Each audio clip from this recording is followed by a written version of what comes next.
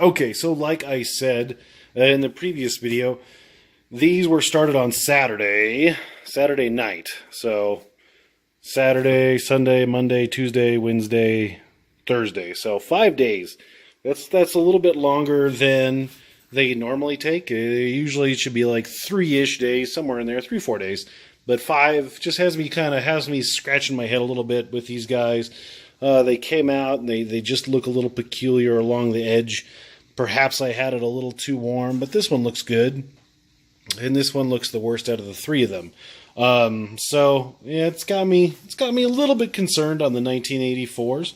I'm still gonna, I'm gonna grow them out. I'm gonna pot them up and put them under lights now. But because of that, I'm starting just my uncertainty with these. I was gonna wait another few days to start more seeds. Today is April the 11th. So, but I'm going to start all the rest of my seeds today and then include some backup seeds that I wasn't going to start to potentially replace these. So, I've drug my dirt bucket inside and I was hosing it down. Thankfully, I don't think Emily watches these videos, so she won't know that I brought a big tote of dirt inside the house and it was in the sink, but what she doesn't know won't hurt her. Am I right? Hopefully she doesn't watch this video. So, go back out to the old garage.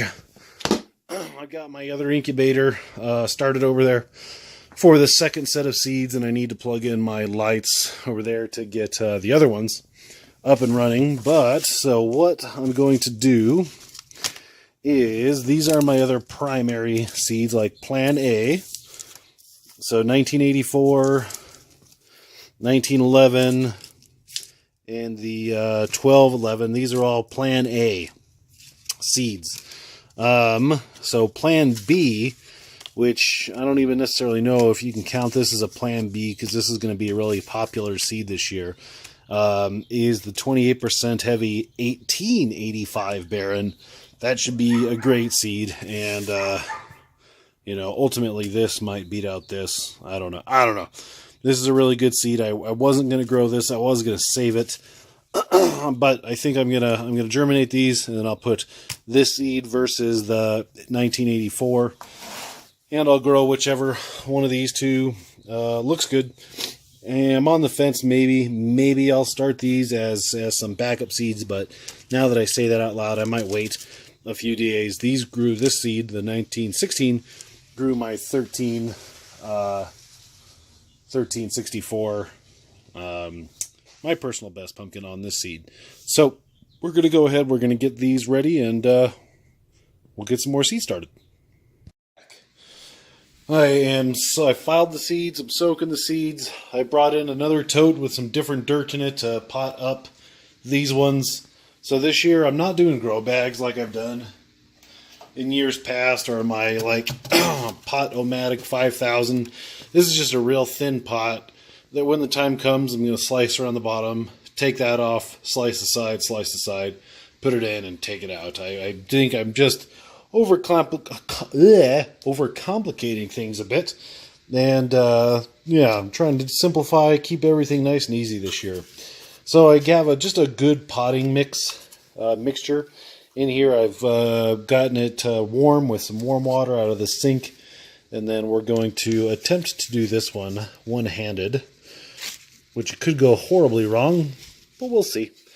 So you can see there's already roots to the bottom of my foam cup. So, there we go. Only want to do that one time. So now we're going to take a little bit of some Azos and some mycorrhiza. I should have put that in the bottom, but we're past that stage now. No turning back. Going to take the Azos and sprinkle it around there generously. Like so. Can't overdo it. But you get to the point where you're kind of wasting it, so I will redump what's left of my scoop back into the bag, and then I'll get some of my mycorrhiza, some of the Ron Wallace Pumpkin Pro. If I could find my scoop. There's my scoop. Sorry, gonna get crazy. Woo! And then you dump it all over the table. Oh man, I really hope Emily doesn't watch this video. And just sprinkle that around like so. So whenever possible, put it in contact with the roots. I can't believe I did that. She'll never know. And then you just backfill. So really easy to do. Nothing complicated about it. Don't overthink it. Don't cover up your seedling.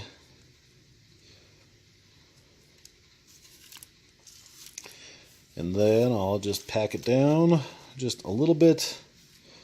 Don't want to compact it too much. And there you have it. That is how you transplant or pot up your very small, very seedling pumpkin plants. So I'll do that 2 more times, and we'll go put them in the light.